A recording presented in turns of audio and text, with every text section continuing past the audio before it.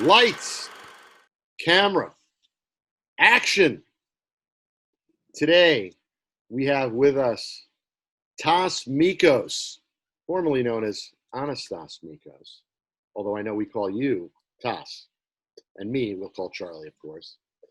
Tas has been a cinematographer for over the past 30 plus years. I've personally known Tas for the past 20 plus years when I met him when he shot the film Mona Lisa's Smile. He's a great visual artist, a camera operator to start off with in his early career, a director of photography since I've known him, and member of the American Society of Cinematographers. May I introduce to you the great Tas Michos. How you doing, Tas? I'm well, Charlie. How are you doing? In what we like to call these troubled times. They are troubled times, right? I mean, you know, I've been doing these Zoom podcasts since the lockdown, and I've done quite a few of them on Zoom. But when we began, and I did my first episodes, we did all of them in studio, right up until the lockdown. So the new normal is this. We've gotten used to it, but I look forward to the day that we can go back into our cozy little Brooklyn podcast studio again. And I would think so, because I do think it's a different dynamic. I think that human interaction is what separates us from other species. And the fact that we also are in a collaborative art form, the idea that somehow we're supposed to be able to collaborate over a video tube picture is certainly not my cup of tea. Before, we were talking about being survivors, and we survived all sorts of changes in our industry. And I think this whole Zoom thing is going to go by the wayside. Having done a couple of projects this way, doesn't work. Yeah, it's interesting, isn't it? It's interesting, that when I did my first one, we started to refer to it as, as we progressed, as the new normal. And I've been doing a lot of projects in post-production that I've been running where we do our collaborations on Zoom or Evercast or some collaborative form of video conferencing. And there are so many companies are using just their own proprietary, and some are doing Microsoft Teams. There are so many of these, but the reality is, at the end of the day, nothing beats being in person and doing things in person. This has been a trial, and also collaborating separately has been very challenging, even in post. I'm sure it has been in post. I mean, I've done a couple of post timings this way, and part of it, the collaborative process, is you have to be in a room to understand the innate cues that your collaborator gives you. So it's not only verbal. It's actual, the shuffle of the head, or the sigh, or the joke in between, or the, hey, let's take a break, or do I want a chicken sandwich right now? Sort of sensibility about what we do. I mean, I'm specifically referring to like doing a DI and trying to do a DI this way. And it was a nightmare. Yeah, I can imagine. A nightmare. It works if you have to do it, I mean, i.e., here we are. But it's certainly not ever been my choice. No. Would it be? Yeah, at all. No, I understand completely. I want to go sideways for a moment, just because I like to go sideways periodically. You've been living on a sailboat during the lockdown, and yes, I know that this is not my sailboat. I know it's no, you were not my sailboat. You were in Manhattan, I believe. I was yes, at the middle of May, I decided I keep a boat down in Chesapeake Bay, a 37-foot boat, so it's comfortable enough to single-handed sail by myself. And so I decided, since we were A, not working, B, had a project that fell apart like everybody did, I would retreat to the sea, as Melville said, when there was a cold November in my soul. You've lived on sailboats you've lived on your boat before over the years. I have, but not for this length of time. I was, our governor asked us to socially isolate, and so I did. You took it And seriously. I went out to sea for a while, and spent a good solid 12 weeks, I think.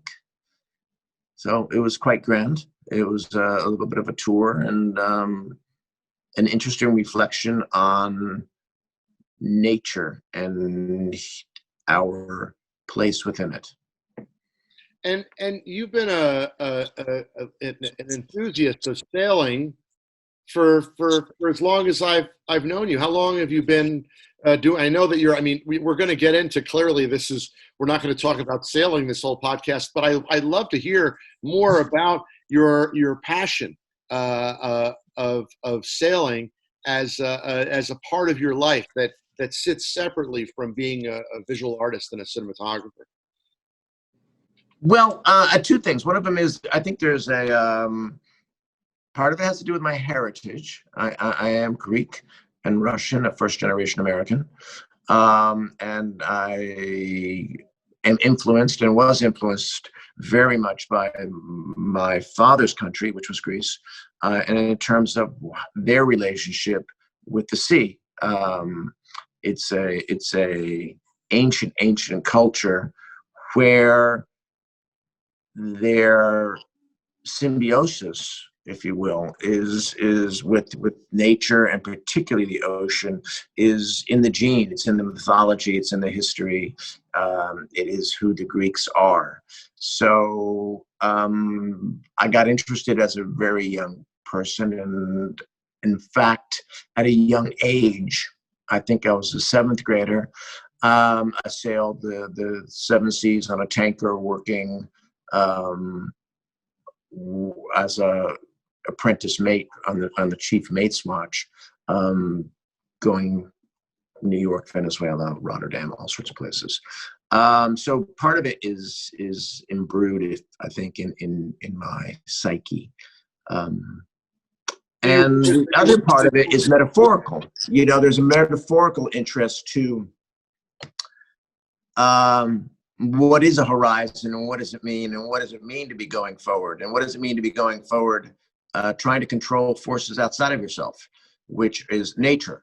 I mean, on a sailboat, you have to be part of nature and understand her, or our world, in order to progress physically through space, to get from A to B in some sort of, safe fashion. You have to be part of that world. So your senses become very acute, that you otherwise wouldn't have and don't train, I think, in modern society. I think we just like to jump in our Teslas and, and hit autopilot, and we show up. So there is a prehistoric, if you will, sensibility to being out that way in a fragile boat, in an ocean or sea or river, in a fragile state, and understanding your own fragility in the world. And that's what kind of draws me to it. And yeah, it's great fun, and you can go diving off the boat, and you can do all the other stuff that goes with it, but it does fire a different synapse in my process. So there you go. Fantastic.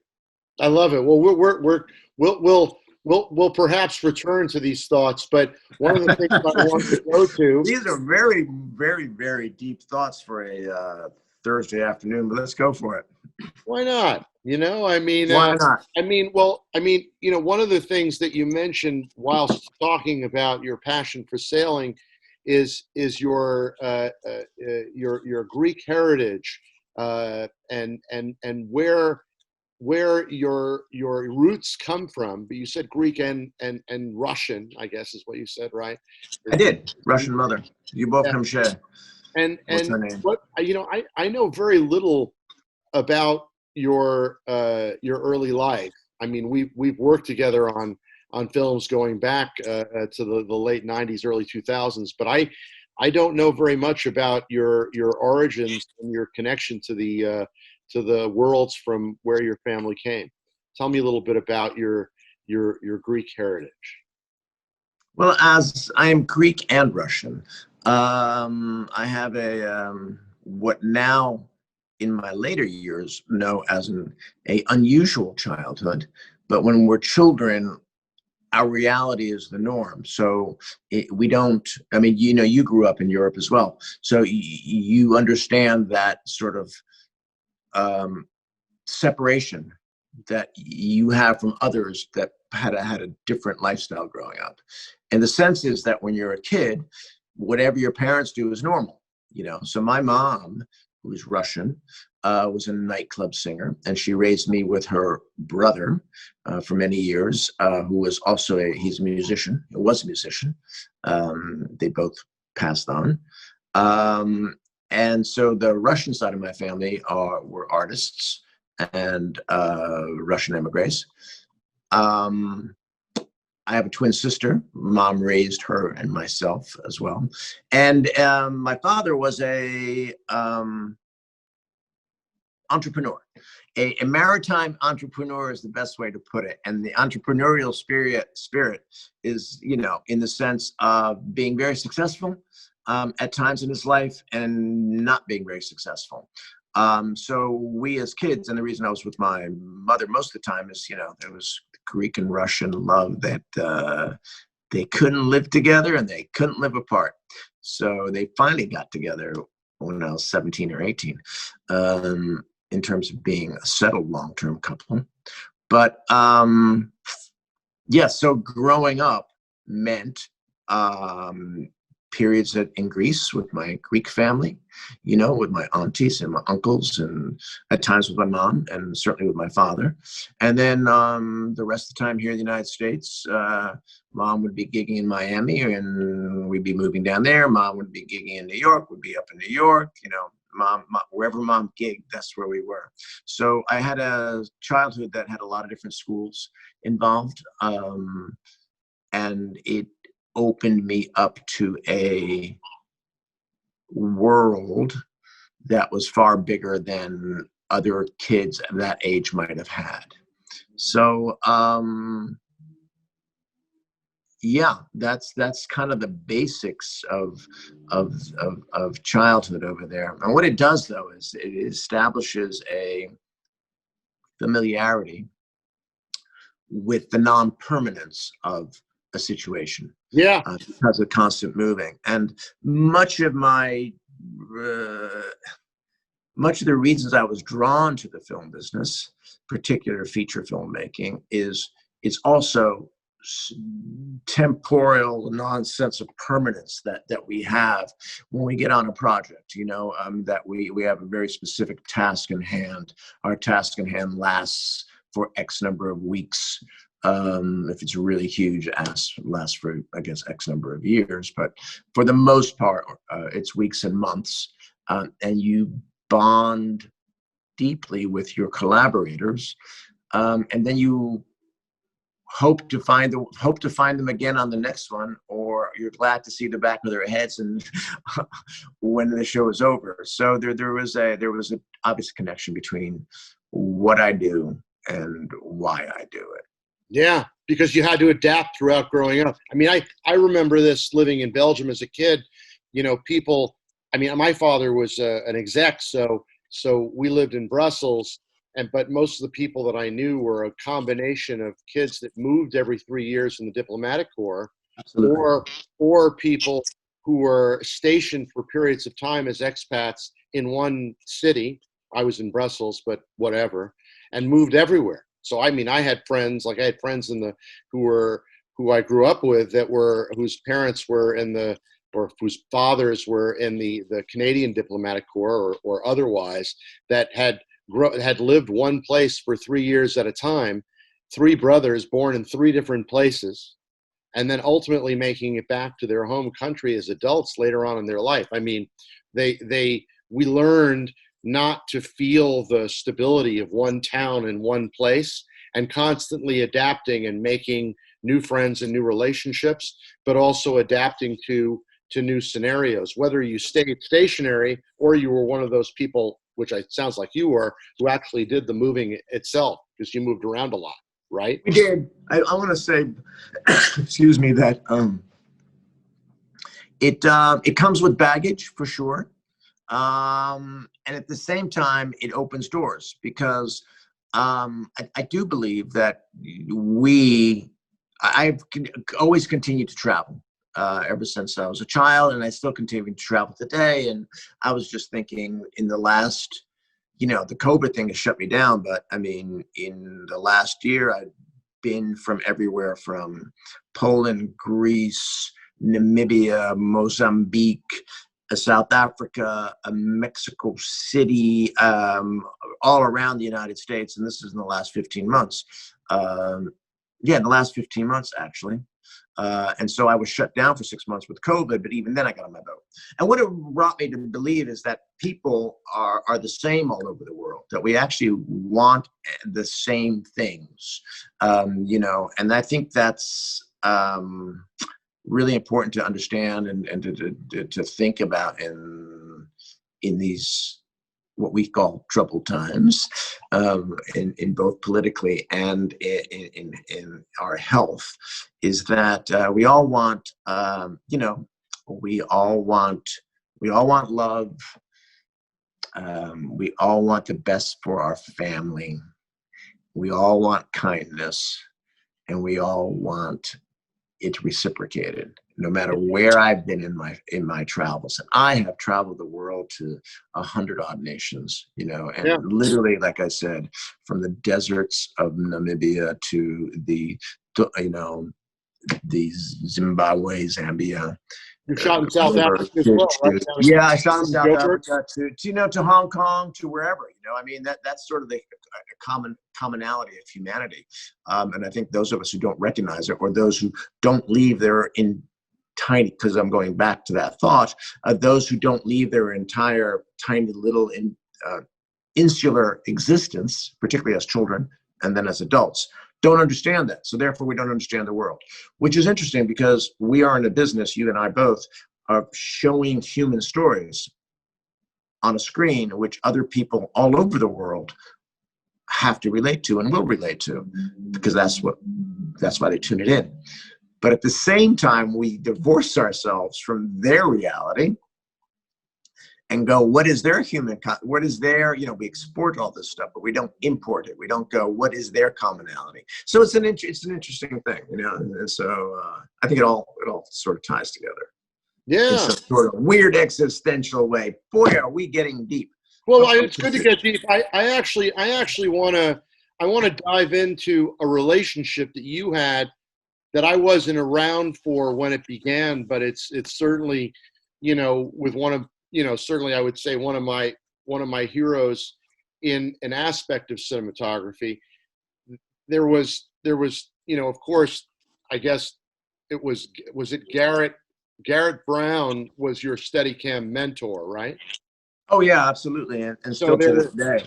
So in his world, there were, correct me if I'm wrong, there was Larry McConkey, Ted Churchill, Garrett Brown, but Garrett Brown was he was the inventor of the Steadicam, correct? Yeah, Garrett was the inventor of the Steadicam, and rightfully, excuse me, in the late 70s, got an academy for it, et cetera, et cetera. But more than that, Garrett not only invented a new way to move a camera and define space for those who are cinematographers and camera operators, and to define a way to tell a story and a way to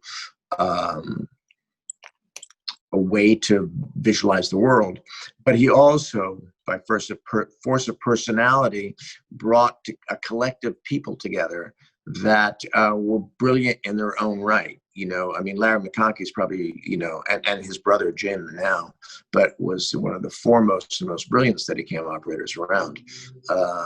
Ted Churchill as well.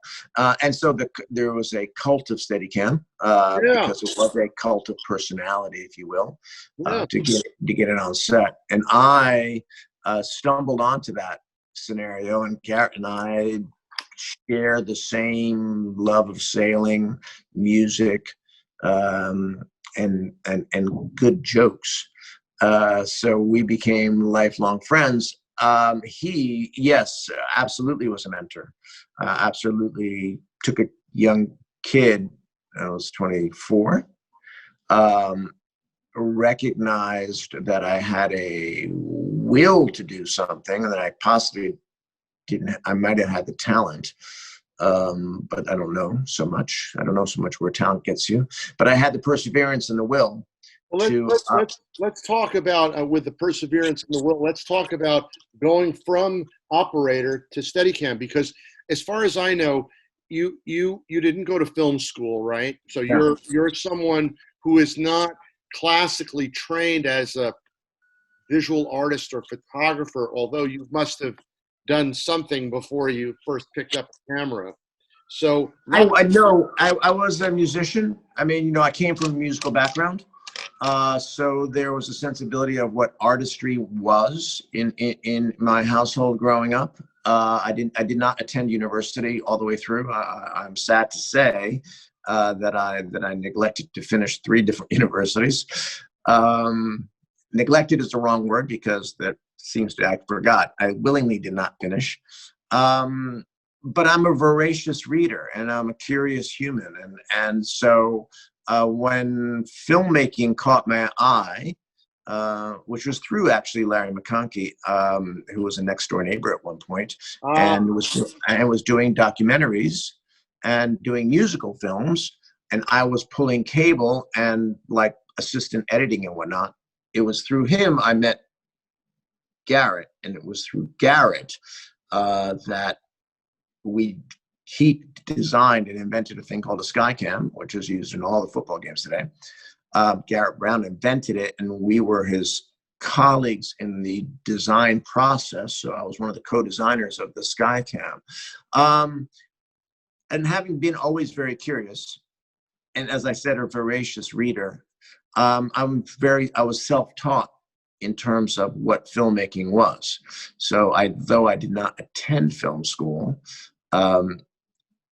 I read every movie, I read every book I met, and I read every book about the movie, and I went to see films, and I went to the theater, and I wandered museums, and I educated myself in what my craft and art was. So in the same way, a musician might not be classically trained, there is a process that you can go through and open up the doors. And Garrett, for sure, was one of the people that opened up the doors big time, because, you know, between Skycam and Steadicam, I learned the technical skill of Steadicam, and then got pushed out the door by him to learn the artistic, if you will, the emotional part of the storytelling, the part that makes the real sense, you know. Not just but freeze frame on this moment for me, because okay, you know, I'm not clearly, I never developed any career or life as in photography, although I began ironically as a photography student. I studied photography and visual art, and I first studied black and white still, printed in a dark room, learned the zone system and the principles of what Ansel Adams had created effectively, right? And then the middle gray and paper-based white and maximum black and the scale, and then how exposure worked and how depth of field worked and all that. I learned photo principles, and then from there I started to shoot Super 8 and did Super 8 films in college. And then at the very end, I actually shot and directed, I should say, a thesis film that I made, and then continued kind of working in production before I got into post. But my love, as I think every cinematographer knows that has known me over the years, my love is cinematography, even though I myself never made a career of being a cinematographer. But I'm always fascinated by the foundation of what were the early moments of developing what you've developed, because you learn in becoming a cinematographer, you learn the principles of RGB and YCM and color and points of color, points of density and darkness, right? And contrast. And you learn all of the principles that are the tools and the language.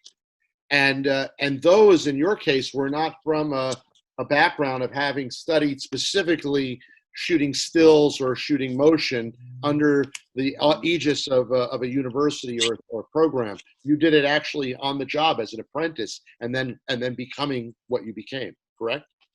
Yes. Although the introduction to the process was early. I mean, I remember getting this old 2x2 camera that I have no idea how I got my hands on it or filmed for it, and I guess I was 14 years old.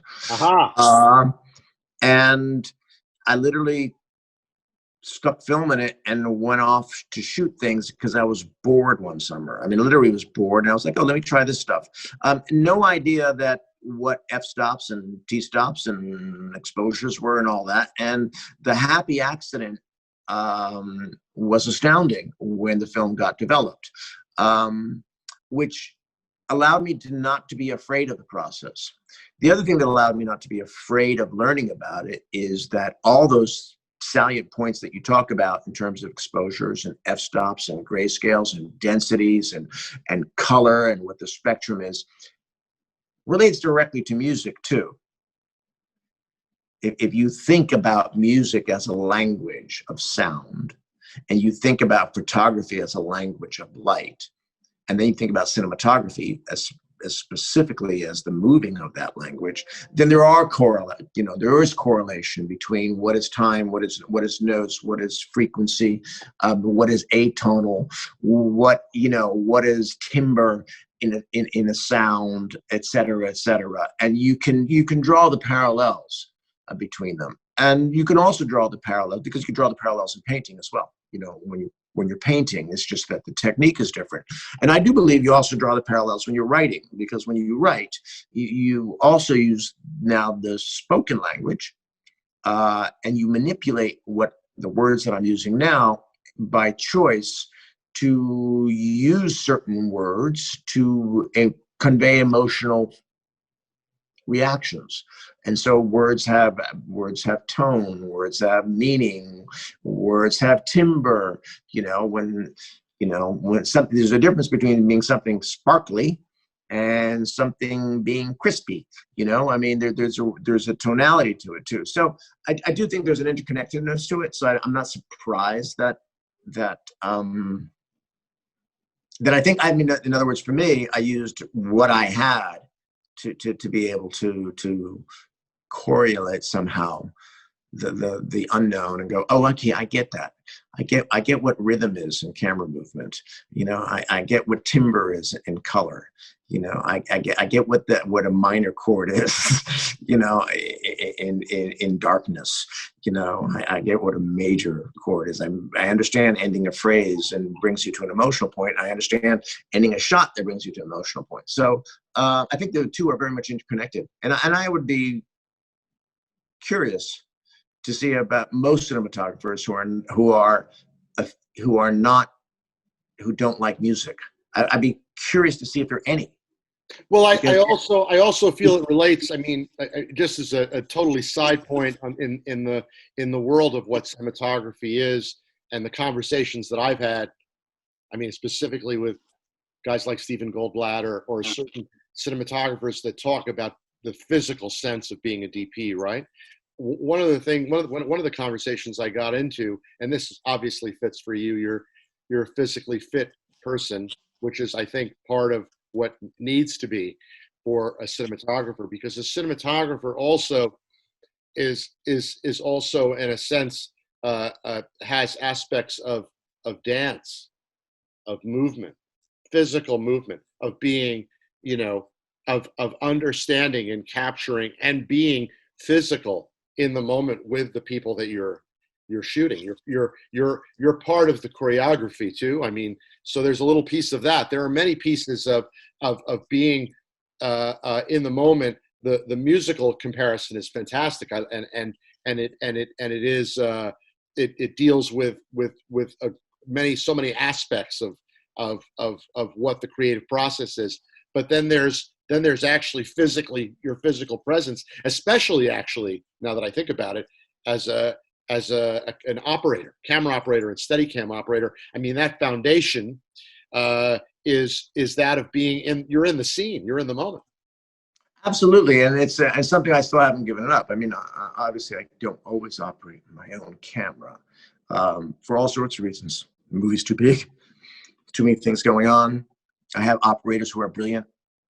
To some degree, it's okay, so on a small film, it'd be like a quintet or quartet where you're first violin, you're the cinematographer, you're the first violin, and you're setting the tone of everything because you got the chair. On a bigger film, you're more of a conductor because you're just too damn busy to play first violin, And anyway, maybe there's a better first violinist over there, because their chops are really good. It's an orchestra. Multi-camera, it's an orchestra, and you're Absolutely. The conductor. Exactly. Absolutely. And I think that's what drew me to the Steadicam, and what drew me to camera movement, and then what drew me to ultimately is to the storytelling of it all, because ultimately what we do is tell human stories, whether they're horror films, romantic comedies, dramas, whether they're like music videos, whatever they are. Ultimately, what we're looking to do as visual storytellers is to convey that human emotion, to convey the commonality of an experience, that this experience is real and it's common throughout the world. That because we are human, it is common. And there's a director does the same thing, but with multiple disciplines.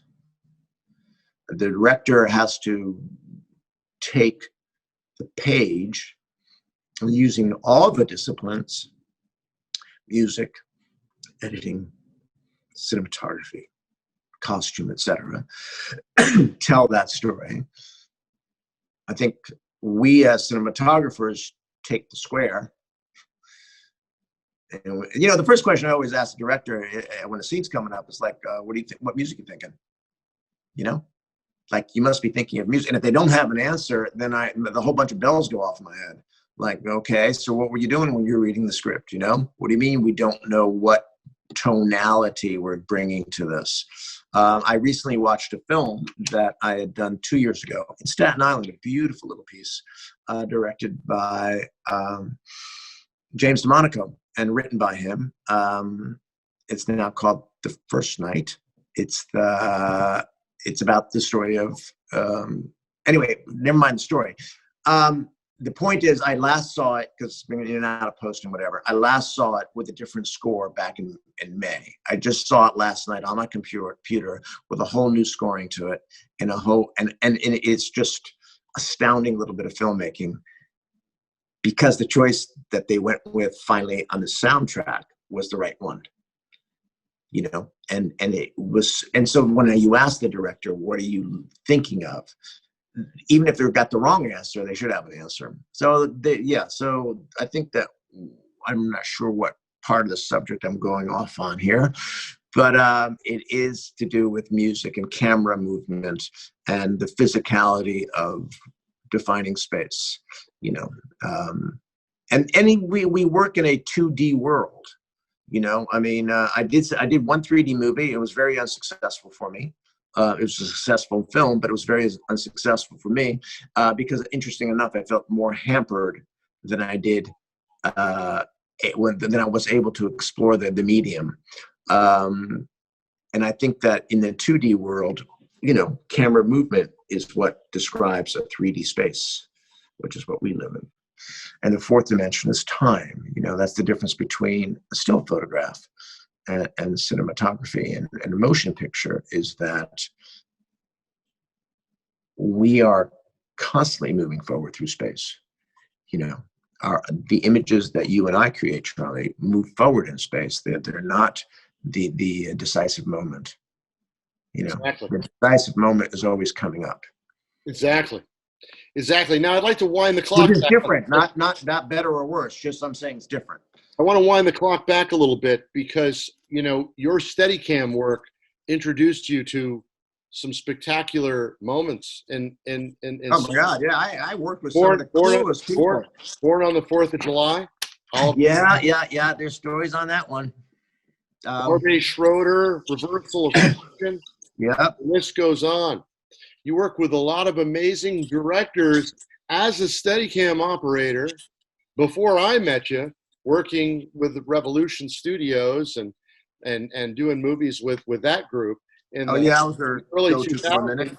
I mean, in a sense, it seems like there's sort of a cutoff. I can't tell what exact year, maybe 97, 96.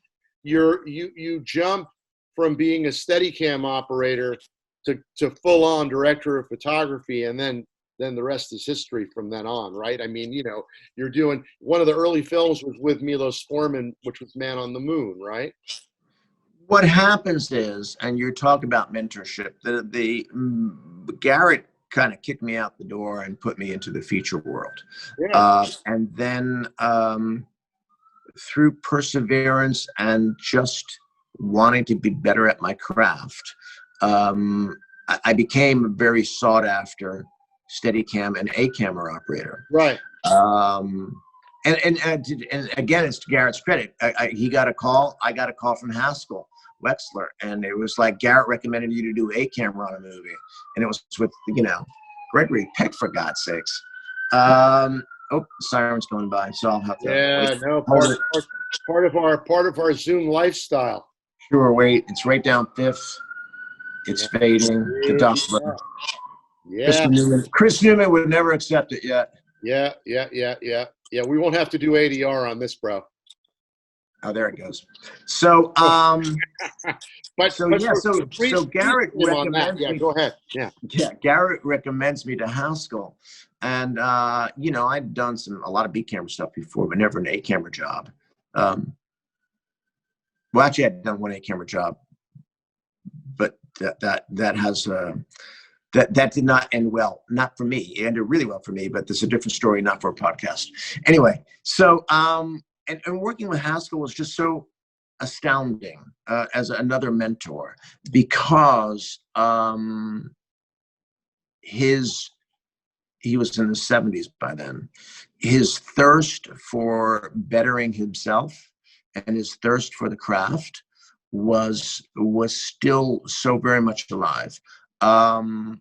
He and Norman Jewison was directing, would get into all sorts of like arguments and fights, because, you know, Norman would say, oh, we're gonna do a close-up, you know, of Danny DeVito, of Danny, right?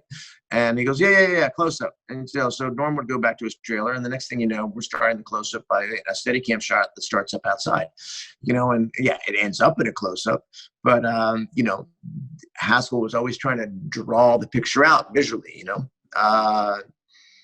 And I do remember him sitting next to him in dailies, which is one of those things that I don't know what young cinematographers do these days, because as a camera operator, and you were part of dailies, there were never assigned shoots, but invariably the cinematographer, the director, and the editor sat in the middle.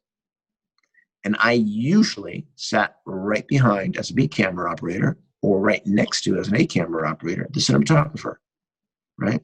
Privy to all the conversations about the day's work that we had done yesterday. The production designer was also a row ahead of us or a row behind us. The costume designer was also there. The props were there.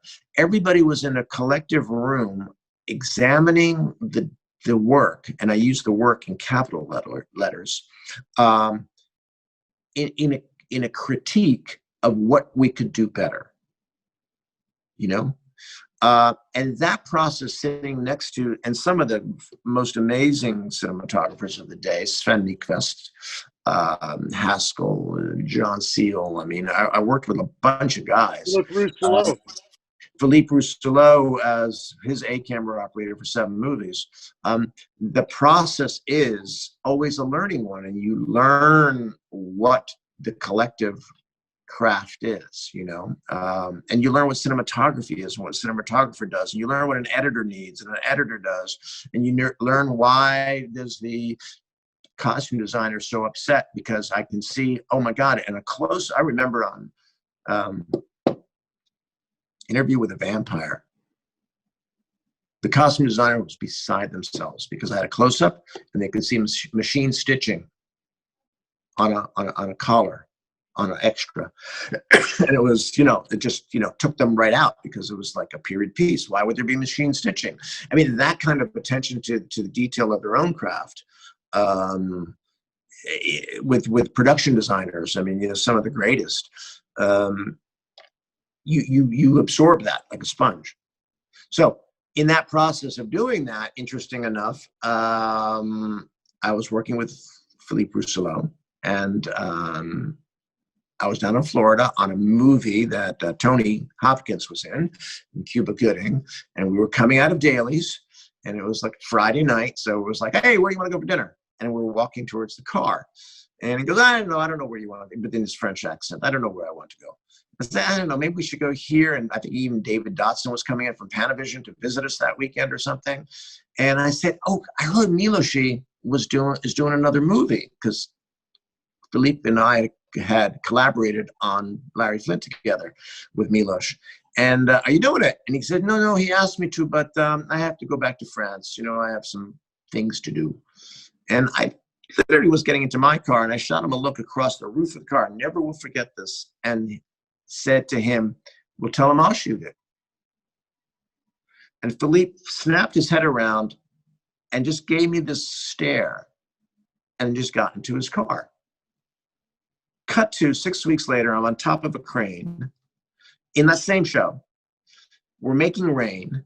I'm being yelled at by Philippe and the AD, I'm trying to remember who it was, because the Monarda shade is like dripping great huge globs of water down into front of the lens. And, I'm up there in the rain fiddling with like towels with the assistant, trying to make it not do that so we could roll camera. And my cell phone rings, which was not a good thing, because, it was early cell phone days and they should not be on set. And it was Michael Hausman calling me to see where I was. And I was like, oh, I got to call you later. And interesting enough, I get a call from Michael. I call him back. When are you going to be in New York? I'll be in New York for 4 weeks. Okay. Milos, love to see you. I said, oh, cool. I'd love to see Milos. So up I went. I go to Milos's Park Avenue apartment. I sit down. I had read the script called Man on the Moon. And I'm thinking, wow, he's going to hire his camera operator. How cool is that? I used to get hired by all sorts of directors as an operator. I have a David Fincher story to tell you. I said, oh, so I didn't ask him who was shooting. I said, so what aspect ratio do you want to shoot this in? And he goes, I don't know. You tell me. You're the cameraman. And I went, oh, wait a minute. He said cameraman. He didn't say camera operator. And I said, who's shooting this? And he said, you are the DP. Oh. And that's how I got that job. And what it means is, though, it means a bunch of stuff. It means a bunch of stuff in the collective, like, long-term view of life, which is one, be ready for it. Be ready for it. And the two is recognize your mentors and do the same for when you have a chance to do so. Because Philippe gave up a hotshot operator, so that he knew once I did a Milos Forman film, I wasn't going back to operating with him, but that is the relationship that this business has. And I think it's a defining one for the business, and it's a defining one that what draws me to it time and time and time again, and why I work with certain crews and the people that I've mentored and the people that have mentored me and whatnot and moved on. Yes, you're talking about how that break just happened. It does just happen. It does happen that the hand of fate comes down and plucks you, but only after being prepared for it. And I think that you see new cinematographers, and I do as well. And I think that it's interesting that when you go back to say, oh, yes, you worked your way in the apprentice world, is that you and I grew up on film. Yes. film was in your very, head. very The important. image is in your head. Very important part of our lives was exactly the way you described the first moment you had what you referred to as happy accidents. Well, as you learn and become the cinematographer that you became and have become, the craft is understanding every last element of what you're going to get by what you do before, and testing, shooting, prepping, and then ultimately realizing your results, but also creating the magic. Because the magic with film was, as you described dailies, film, the magic was it's the next day. No one gets to look at what you did today. They look at it on a playback monitor in black and white that's off of a video tap. But the real work comes in dailies. And dailies, as you just described, they don't really exist anymore. No, it doesn't. And I think that's to the detriment of the craft. I really do, to the detriment of filmmaking. There are directors that I work with that insist on dailies still. And I don't know how I personally watch dailies. I watch them myself. I watch my own work because I don't know how to go on to the next day. Part of it is on two levels. One of them is when, for example, when you're operating, you not only have the craft of operating and the craft of like telling the story within that frame, moving the camera in a certain way to be able to tell that story, but you also have the responsibility, or particularly in film, of flagging the issues that would have arose. Misfocus, boom in shot, nick the lamp, a bump over here on the thing, whatever.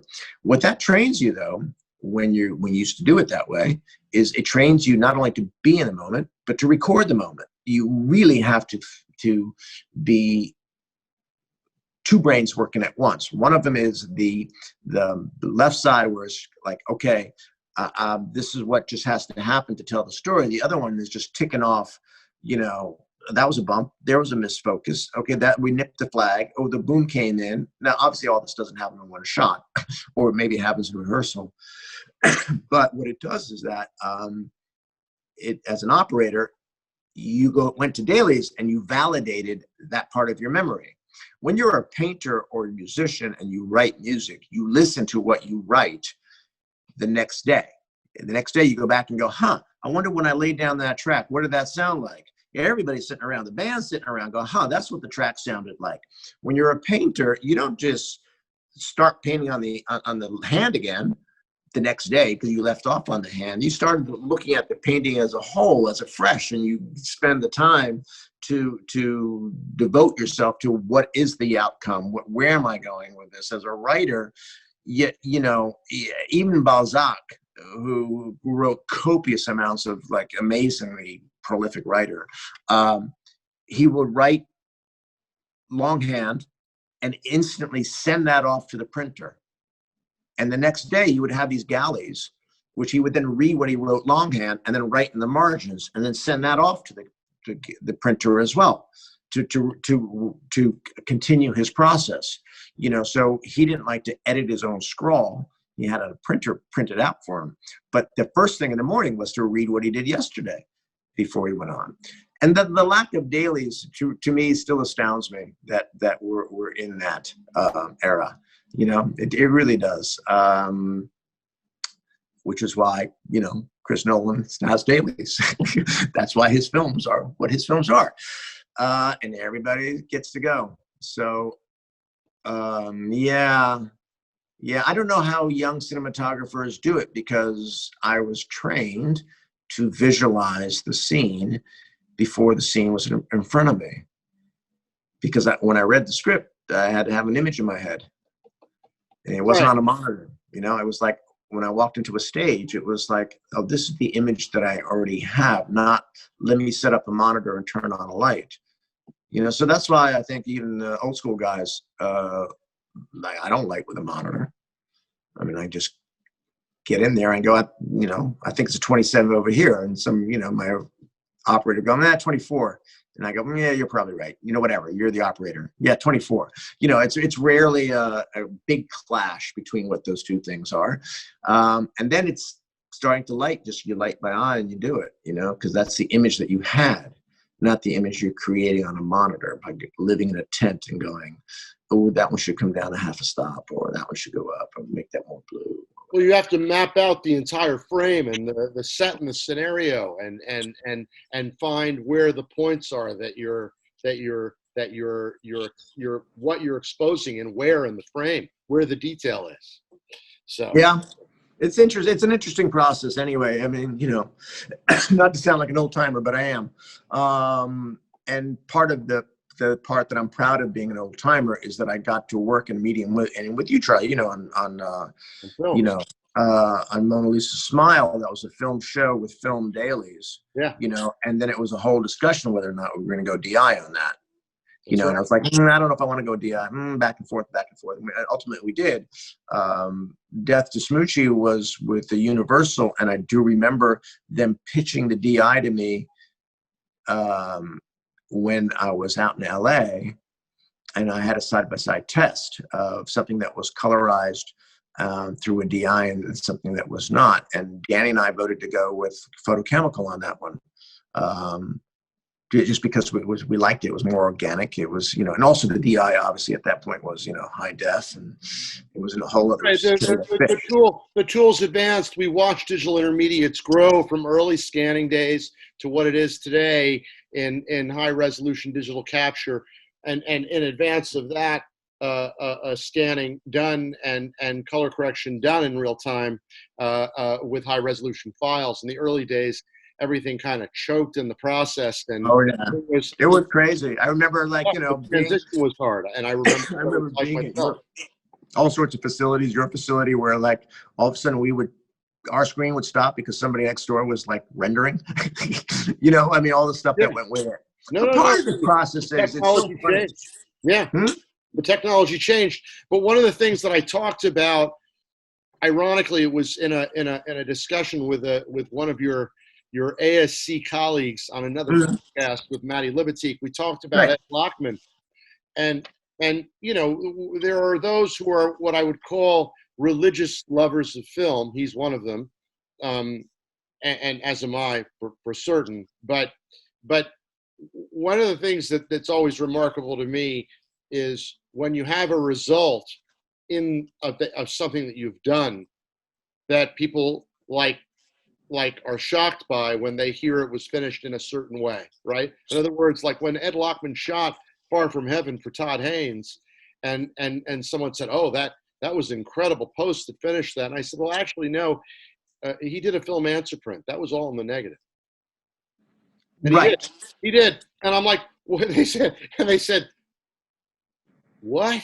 And I'm like, "Yeah, because." And it was one of the things that I always loved I think it was with conversations with you. There are only a certain amount of cinematographers who I would have this dialogue with, who confidently felt that what they did, the old expression coined to me mostly by Tak Fujimoto, was he would say to me, "Charlie, what we did, John Adams," he said, "it's in the negative. Go deal with it. It's in the negative. Whatever you want to do, it's in the negative."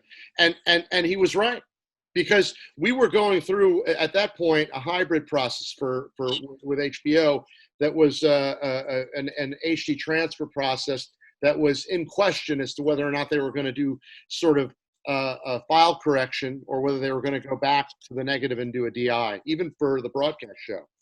And he was like, "Well, you can do whatever you want because it's in the negative. So I'm done after this."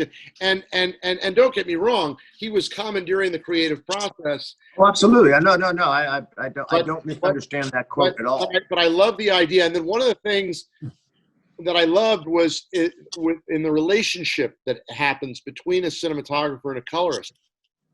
Is, don't get me wrong, there are colorists that do great magic, and I worked with quite a few of them in my career.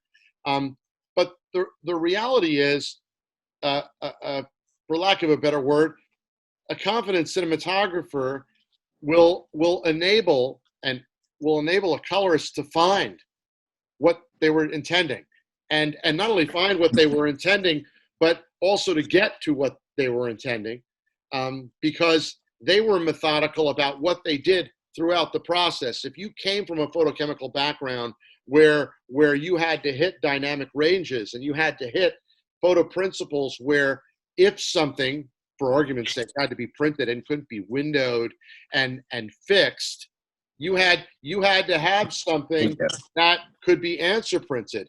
I mean, I know personally of projects where if there had not been a DI, the film would not look the way it looks.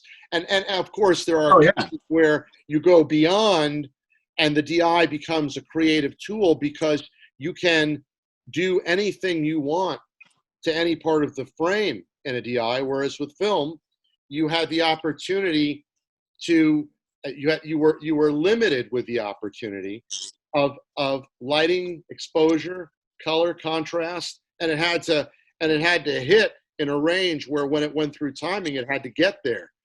DI would make the possibility of getting somewhere possible, even with something that might not have been able to be answer printed and get to the same destination.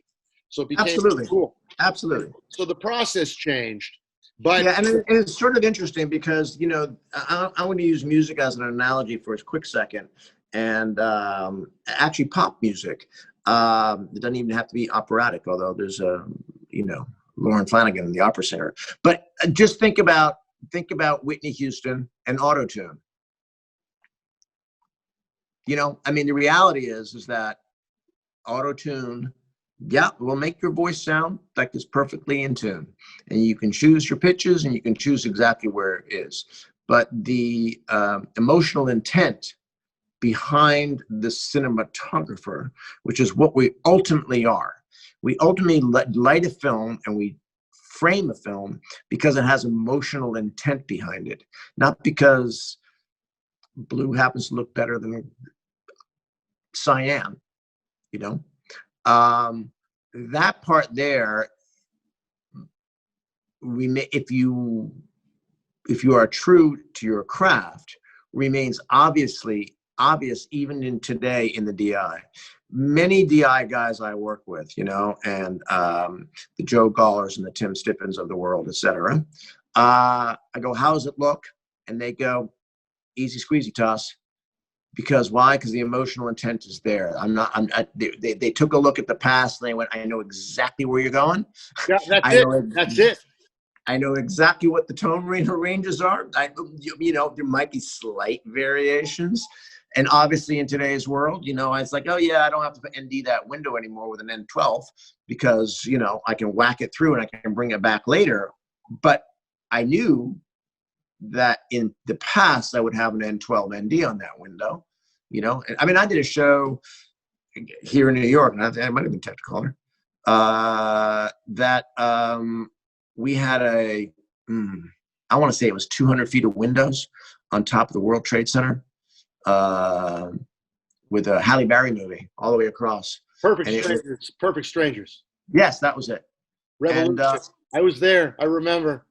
And I'm changing those NDs out like 369, 369, 369, and time frame was a key grip, and we go, okay, go. And we got it down to like 7 minutes to change all the NDs out, you know, because it would be cloudy, not cloudy, cloudy, not cloudy. And, you know, and the windowing was far less sophisticated in that world as in the DI world at that time, you know. I mean, early days. Sure, it was early day and trying to pull somebody's hair out of that and keep the background going and, you know, and everything else that went with it. So, yeah, the technology is it all depends on how you use it and everything else that goes with it, you know, I suppose. Not I suppose, but it's true. But my big lament is not the DI and not digital cinematography. My big lament is the lack of dailies, you know. That to me is like the process where I go, oh my God, you know, I don't know how to mentor assistants anymore because they're off in their own little world, doing their own little thing on a monitor. We're separate. And then at lunchtime, they kind of ask you sometimes about a shot. And I think, man, if you could only see this on a big screen and we could talk about it right afterwards, or you could ask me, and then tomorrow you can go look and see what I was doing and the why of it, you know? Because I have to say, every mentor, every DP I ever worked with as an operator was free with the information when I asked for it. And it wasn't often, because there's a fine line between I'm here to do my job and I'm not here to treat you as a teacher. But when necessary and when needed, it was like, oh, I have no idea why he just did that. Why did they do that? Okay, let me go ask. Why'd you do that? You know? So yeah, dailies, big thing. But yeah, so so I mean, dailies are a conversation. I've worked with Caleb Deschanel, Darius Kanji insisted on dailies, all of these, yourself, of course, but I mean, cinematographers that grew up in a world where I remember sitting with Caleb and Wayne Warman on the beginning of a feature, and they were the only two guys in the theater during tests and early on talking about what they were about to do, and there was no real plan at the time for them even to be sitting, even at that moment, and this is in the 2000s, to be sitting with the director. I'm not going to say which film it is, it doesn't matter, but it's important. The story's important because their careers involved a conversation.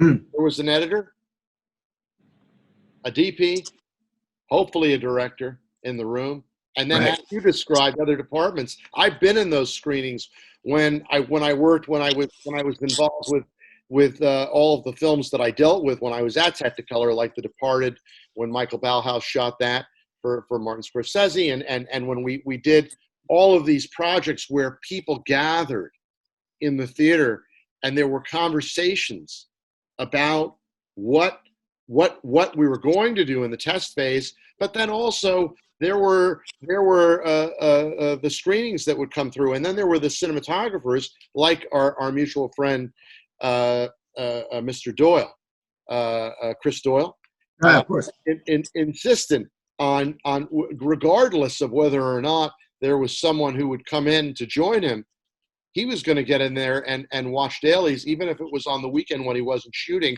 or it was early in the morning before he would go to set. But in the traditional sense, in the era when, you know, I worked with, I don't know, with Penny Marshall working with Miroslav Andrzejczyk, they were in the theater at multiple nights per week watching together. It was a team. It was people talking to each other about what happened yesterday. Yeah, I think that's basically what it is. And I think that, you know, the whole process has changed. The thrust of films have changed. You know, the amount of money and time and effort and all that gets pared down to the point where somebody gives up something and somebody else wants to get some more sleep or whatever goes on, which is a crime, because I mean, I think the great work comes from the collaboration. I think that's why that's why I got into the business. And how you view what the last time I worked with Darius was on a Woody Allen film called Irrational Man with Joaquin Phoenix, and he insisted, as he always did, on setting up a very special monitor setup in his home at location in Rhode Island, because he was going to look at dailies regardless of who else was going to look at it. But it was also the way you look at dailies. He wasn't going to look at an H.264 desktop file on Pix or DAX, which most of us have had to do, right? Because we review all of the lesser quality QuickTimes mostly for performance and for knowing what we got in the performance, but not for the visual impact of what took place. So he insisted on getting another file, a ProRes 444 file, delivered to him on a drive in his case, or I think in the end, ultimately on a higher level desktop delivery to a monitor in his home in where they were shooting in Rhode Island. He was in Newport, and so he was looking at what he wanted to see to be able to judge his stuff. The producers and then, you know, Woody and everybody were getting dailies. They were getting DAX and Pix, or I guess it was probably Pix at the time. Doesn't really matter. It was a desktop daily system, and people can review the basic look of the image, and they can certainly see performance, and they can put it on a decent sized monitor. But it's not the same as sitting together and having a conversation. And it's also, everyone's not, in some cases, not everyone's looking at the same thing, which is also another issue. When people it's so true. Right? They're looking at a file that's not superior to what a better dailies file would be that the cinematographer might insist on. I can't tell you how many times I told the director, tilt your monitor back. Tilt your laptop back. Your laptop, you know, I mean, like the contrast changes. So what angle are you looking at that out? You think the black's milky? Tilt it back a little bit. There, voila. I had to do it with Darius, because I said to Darius, I said, listen, I know we're giving you this better file. I said, but you better look at everything, even though I know you're going to have to look at things twice. You better look at everything that everybody else is looking at, because even though you're looking at the better file, they're all getting the desktop dailies file for performance. If they have any questions, be ready to answer. It used to be that, but the thing that there was the technical aspect of it. But in the films I've done recently, without having dailies, the editor and the cinematographer's positions at times have become adversarial rather than collaborative. Talk about that. When we had dailies and there was a work print, that was the print they were cutting off of. The image looked like that. And if it was meant to be dark, it looked dark. If it was too dark in the dailies, and then we would say reprint that. But if it was like, that's the way we like it, that's what it was. The constant daily interaction with an editor, so often on Mona Lisa Smile, for example, and you know, Mike Newell knows his stuff. And I had worked with Nick Osley as an operator before. He would come up to me and goes, you think I'm thinking about maybe there should be a close up on the thing, as we were walking out of the hall. And I was like, yeah, okay. See if we can't grab that somewhere. I'll talk to the, Joe Reedy, or as our first JD. I'll talk to Joe. Maybe we can pick it up somewhere. There was a collaboration as to what images we were putting on the screen. Today, an editor is in LA somewhere. Or they're just wherever. Yeah. Or wherever. They're getting images fed into whatever system they're using. Usually at whatever levels they like to put their monitors at. Mm-hmm.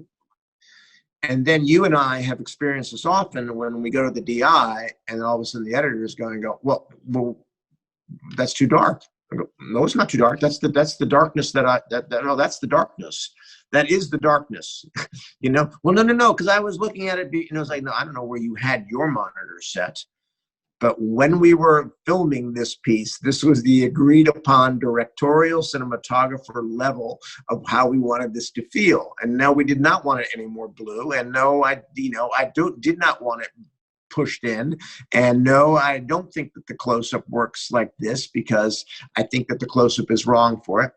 And so there becomes an adversarial position to this, And it's interesting enough, I have said to editors, okay, you can tell me what color you like. I'll tell you what frames to cut off or to add in. Yeah. Right? I mean, it absolutely. I'm a collaborator. I will listen to that, but in that collaboration is that cut is 2 frames too tight. Yeah. You need to let it breathe a bit, or the joke won't work. Or why do you have that tail end on there? You should cut it off because we should go smashing into this other thing. So we're all filmmakers. And in the process of losing dailies, we've lost the trust that you had between those 3 people in the front row, in the middle row.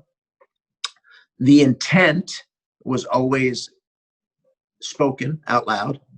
Tomorrow, we'll make that scene darker. We'll make it bluer. The midnights, oh shit, next week we have this scene coming up. What are we thinking? I'm thinking this way. Are you thinking quick cuts? No, we're thinking this. That conversation does not occur. And that to me is a great loss for what our art form is. And that's why there's, yeah, anyway. Yeah, And that's why interesting. I think with people, whoever might be listening to this, should recognize that there's something that we lose. We gain time, but time is like, when it's all said and done, 3 years from now, when you watch your film, nobody ever thinks like, oh my God, that took an hour of dailies every day. Well, we both had, I think, close to 3 careers plus within our careers, starting early days with film, then the transition to digital, and then now all of the stuff that we work on is a grand variety of work. You have also a piece that I wasn't aware of, going back to the Skycam being a part of the invention. Every Sunday, brother. Yeah. For 20 years, every year I used to get a solid bottle of wine of royalties. Skycam. Yeah. Well, there you go. There you go. And it was a fine wine indeed. Let's talk about collaborations here a little bit. I mean, Danny DeVito, several features. I think, what is it, like 5 short films that I noticed you. I didn't even know that you short films. I don't even know why they get put on IMDb or anything. Danny and I will do a short film, and whenever he's got a spare nickel to throw it and find a camera, I can't tell you. Yes. Talk about Mr. DeVito. I love him, and the first time I met him was not with you. It was actually on the film with Richard LaGravenese called Living Out Loud. Yes, and he was marvelous in that film. Marvelous. He's a great actor. And he is really your friend, your collaborator. You've done so much with him. Let's talk a little bit about our friend Mr. DeVito, and about going back in time and how you started working with him, because you worked with him on Death to Smoochie. You worked with him on 2 feature films sequentially, right? I met Danny on Other People's Money. On Other People's Money, okay. Which was, I was operating, and that was Norman Jewison directing, and that was when the Haskell shot. And then we literally was an operator-actor relationship, and that was about it. But then when I got hired to do Man on the Moon by Milos, I had to get past Danny's blessings, right? And I was flown out to LA. I go to Jersey Films. I wander into Danny's office. I'm a nervous young cameraman at this point, thinking, oh my God, if I fuck this up, that's right, I'll just go back to operating, because, it's not a job yet. And that was a really difficult film for all sorts of reasons later. But at this point, there's Danny lying on a couch, and he goes, hey man, we worked together. And I go, yeah, we did. Yeah, we did Other People's Money together. And he goes, yeah, blah, blah, blah. So we talked about Haskell for a minute. And then he said, well, how do you see this film? And I said, well, even though it's a comedy, it's a period piece. And I think it should be played as a period piece. And, Milos has a strong hand on the drama of the characters. And I'm just going to shoot it as a period 1970s looking drama. I want it to look of the period. I don't want it to look like a 1995, 1997. I think I shot that in 95, 96. Yes. 95, 6, somewhere in there. Film. I wanted to give it the trope of, of here we are in the 70s and 80s. And it went from lighting to costume to camera to everything. And he goes, well, it's a pretty big movie. And I go, okay, this is true, but here's who I'm hiring. I'm hiring Mitch Dubin. And he knew who Mitch Dubin was, because Mitch Dubin was, like, by that point, a super A-list operator, and I had worked with Mitch as an operator, but Mitch was a buddy, and I knew he would cover me. I said, I'm hiring Chris Centrella as key grip. You cannot get more creme de la creme even back then than Chris, who had done every Oliver Stone picture in the world and was Bob's, like, go-to guy. I'm hiring Jack English as a gaffer. Jack had done everything from Ridley Scott's movies to Philippe Rousseau movies to big, huge movies, little movies, you know. And I said, and on Focus, I'm gonna get Pat McArdle, who was, you know, again, even back then, creme de la creme top guy. And I said, so I'm putting myself in a position that I have people supporting me, you know, so that I'm not gonna let Milos down. And he gave me this look, and he said, okay, that's it, you're in. So off we go to do this film. And the film was started at 62 days and ended up being 89 because of Jim Carrey's, you've seen the documentary, I'm sure, Jim and Jim. Jim, his immersion into the role, and I have stories galore about that particular part of it. But to get back to Danny, we finished that film. I come back to LA, to New York. There's a tiny little movie that they won't need a DP on. Literally a 13-day shoot. And it's like my second movie. My first movie is Man on the Move. The second movie is a 13-day shoot called The Big Kahuna with Kevin Spacey. Yeah, I remember and Bob Newhart. And I was like, cool, I'm in. I'd love to shoot it 13 days. You know, I mean, now I can't go back to operating.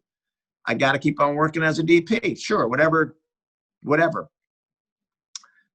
The Thursday, we're supposed to start on a Monday. The Thursday before the Monday, again, it's only 13 days, Bob Newhart drops out. Saturday morning, the film's off on Friday. Saturday morning, the film is back on again because Danny DeVito comes in. We start on a Monday. And it was like, oh, hey. And that film was such a small, tiny film that Kevin was doing Broadway in the evening, right? While in New York, whatever it was, 8 shows a week, right? I guess, or 9 or 8, whatever it is. And so the way we would work was in the morning, we'd work with Danny. In the afternoon, we would work just Danny's side of stuff. In the afternoon, we would shoot Danny and Kevin together doing their scenes because it's mostly a 2-in-hand show, Kevin and Danny.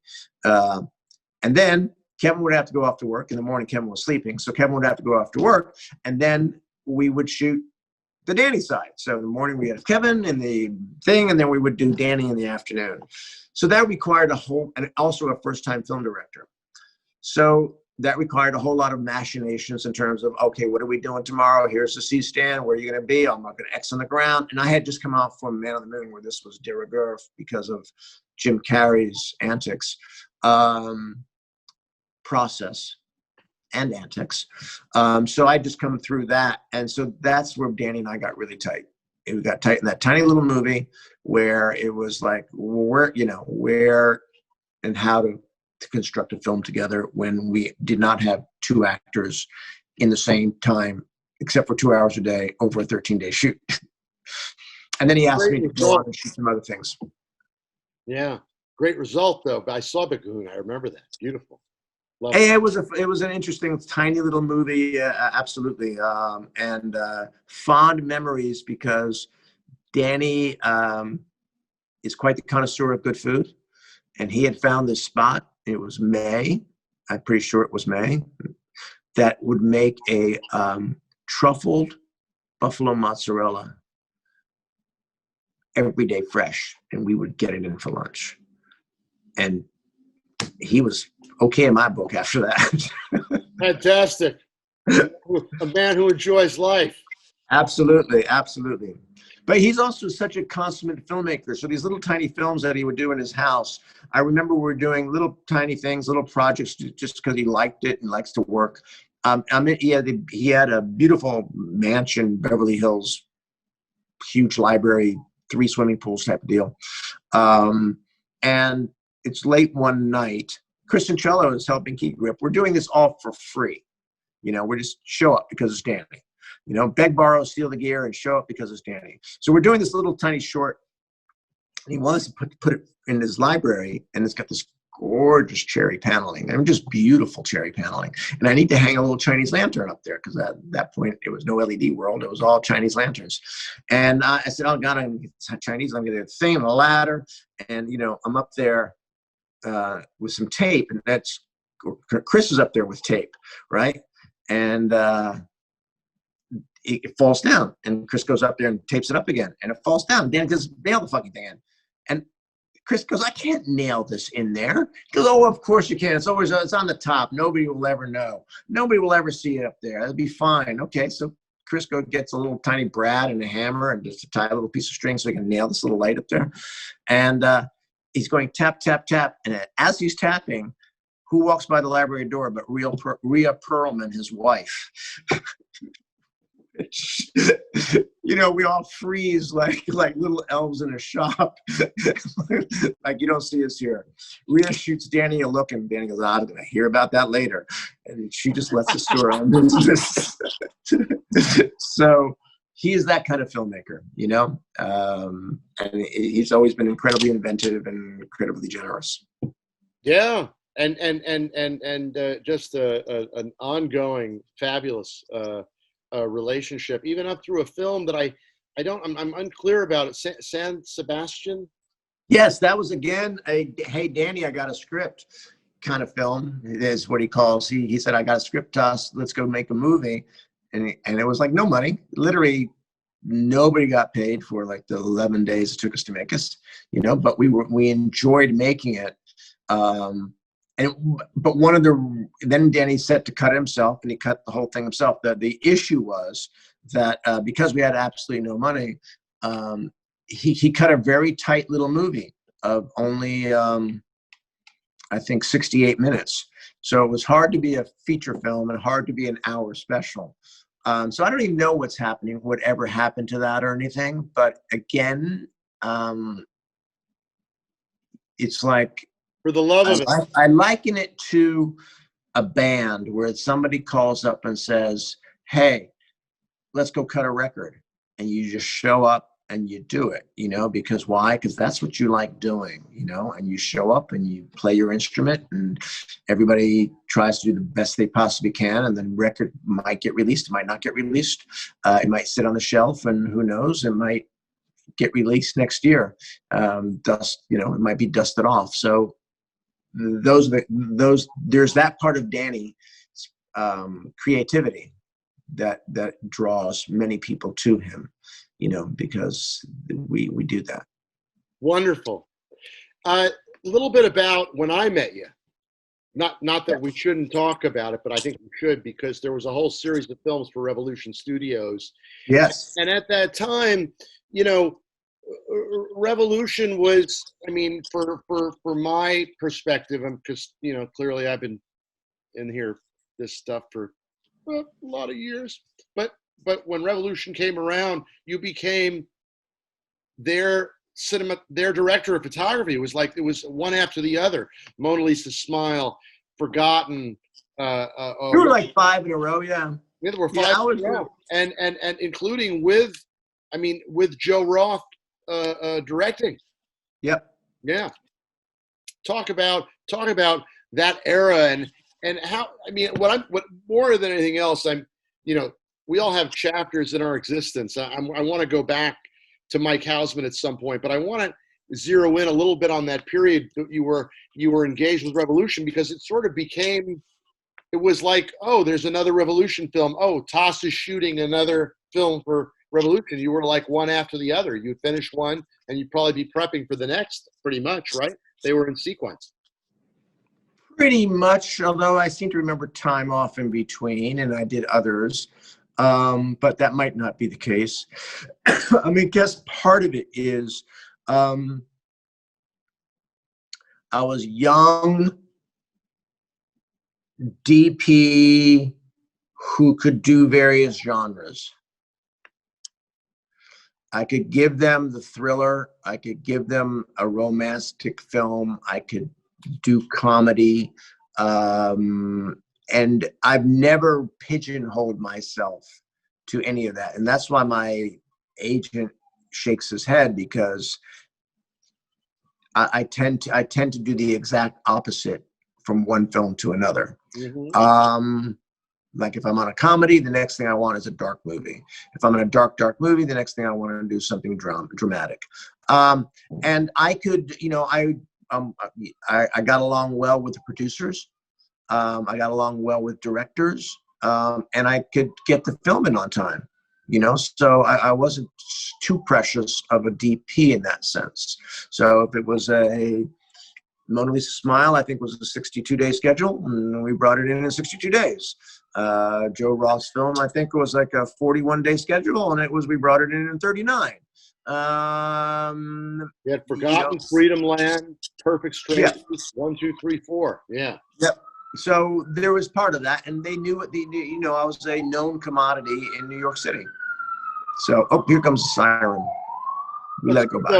No, that's atmospheric. Don't worry about that. Okay, good. So, no, it's you just hear it in the background. It's almost like we had a soundtrack in a sense, and we just very nice. we're like a nice little mix. Let's layer in a sound. Let's layer that in the back end. Yeah. Yeah. So that was a period when, you know, Revolution was hot and they were doing the things. And, you know, then Joe closed up shop and moved on and bought a soccer team up in Seattle, I think. So, but it was, I have to say, it was great fun, and it was a great run, and we worked with some amazing, you and I together on a bunch of projects and some amazing films, you know, with crew and whatnot. But there was kind of also the end of an era of that size filmmaking. Right. The budgets, right? Yeah. You know, top end would be like 80 million and low end would be like 30. So they all fell between like the 40 to Mona Lisa was expensive because it was very period and all those women and whatnot. But you know, there was a number on that film, and they knew I could bring it in for that number that they had budgeted for, and they knew I could give it the look. So I think that relationship. I'm sure I don't have the only relationship with studios like that. Other camera people. Oh, no, of course not. It was a period of time that had it was very defined, you know. Yeah, it was, and it was all New York. I mean, they seemed to be doing most of their productions here. They had a few out in LA, but for whatever the reason, New York was their go-to, you know, and you know, maybe the tax. I don't even know what the tax credit was at the time or what was going on. Yeah, but yeah. So in terms of career and work, you know, it's we are journeymen. You know, we as soon as we get a job, we think about, okay, what's the next gig? You know, as soon as we wrap, we don't tend to dwell on how great that was. We tend to go, okay, what am I doing next? It is a unusual lifestyle because the work really isn't getting the work. You know, so true. When you get the work, it's like Yahoo. You know, I'm employed. I got a gig. And I don't think there's few cinematographers that don't have that feeling. Like, yes, I got it. You know, so that's the interesting part of going back to the very original questions about being impermanent and nomadic and carnival lifestyle and whatnot. You know, it's that sensibility. Yeah. So usually on all sorts of forums, I just write down self-employed. I love it. Tell me the story. There was a story that is behind Man of the Moon on day one. I read it. I can't remember where I read it. It was probably in a magazine article, but something happened when you were with Michael Hausman was sort of your advocate on Man on the Moon, and you were about to start your day one of shooting, going to the set. There was a call to. Oh, well, there's so many stories on Man on the Moon. The big story on Man on the Moon was after 10 weeks of prep, where day one finally arrives, and I'm living in Santa Monica and Marina Del Rey, and we're shooting at Universal, and I have a long drive to work, so I drive to work, and I'm get to work, and I look around, and the lot is quiet, and I look at my call sheet, and it says 8 a.m. and I go, 7 a.m. What the fuck am I doing here? Excuse my language. And off I go to Jerry's Deli to read what? The New York Times and a cup of coffee, because that's going to settle my nerves, because I'm a new DP and I can show up and operate with my eyes closed, but this is like a big taxi set and a lot going on. And so I'm drinking my coffee. I paid the bill. I'm driving down Ventura Boulevard, and Dave McGifford calls, the first AD, and he goes, "Toss, are you far away?" I go, "No, I'm 20 minutes out. I'll be there in a minute." He goes, okay, good, okay. So I go in the lot, got the badgy thing, park. I have my own parking. That's director of photography. I'm thinking, wow, that's pretty great. And as I look up and come around the corner, the little red light outside the door is spinning and flashing red. And I think to myself, oh dear. And I look at the call sheet, and I had read the shooting call for the call time. So I'm officially now 48 minutes late. And on my first day of shooting, on my first movie as a DP. And I walk in through the door. PAs are trying to stop me. I just go walking in, and they're in rehearsal. And I walk, Milos and Michael, or they haven't called action yet or something yet, and they're both there. And I said, "I'm sorry, gentlemen, this will never happen again." And they just give me a look, and Michael just gives me a nod. And it goes back to the story about what I told Danny to start with, because Mitch Dubin had the camera already up, as the way we discussed. Chris Centrella had the techno crane already built, right where we had discussed it, and it was all going to happen.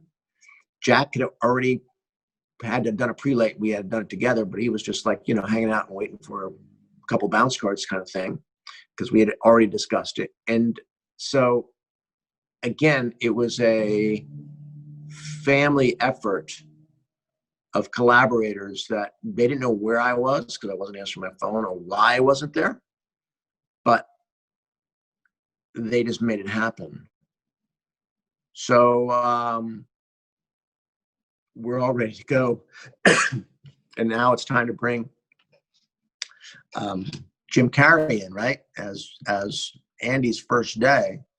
And we're looking around, the light's still going. We cut off the light. Dave goes, "Is he here yet?" "No, he's not here yet." A bunch of discussions about this and that, and forward and backwards, and why are we not, and who is not. And so my little problems go away right away, because, the main star hasn't arrived. Finally, Dave goes, "Okay, everybody outside." And we go, "Okay." We troop outside the door, and there's a Good Humor ice cream truck outside, of which in the truck is Jim Carrey dressed in a Good Humor suit. He has driven this truck from Malibu and refuses to come inside until every crew member has been given an ice cream cone and has sung a small little song for said cone. So that's how day one started for me. First, the unrealness of being late and being backed up on it. And secondly, having to sing to Jim Carrey for an ice cream cone before he would come inside. That's fantastic. And then lunch, then they called lunch after the rehearsal, because it was that late. So then we go to lunch, and the first thing that Jim does is he jumps in his car.